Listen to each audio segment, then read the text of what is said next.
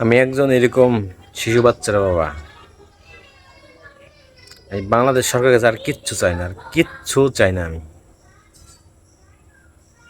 একটা জিনিস চাই, সেটা হচ্ছে শিশু ধর্ষণকারীর বিচার শরিয়া আইন করা উচিত। এটা আমি চাই। দেশের হাজারো বাবা চায়, হাজারো ভাই চায়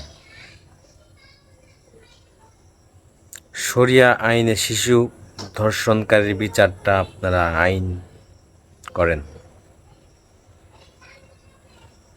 এই দেশের কাছে, এই সরকারের কাছে কিচ্ছু চাওয়ার নাই। দেশের যারা আইন প্রণেতা, এই দেশের সিস্টেম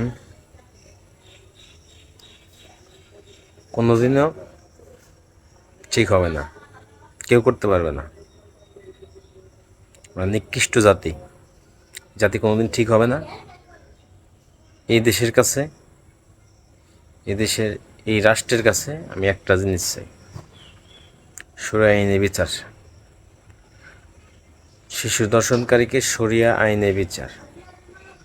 আর সেটা না করতে পারেন, ধর্ষণকারী শনাক্ত হওয়ার সাথে সাথেই তার বাবা ভাই যদি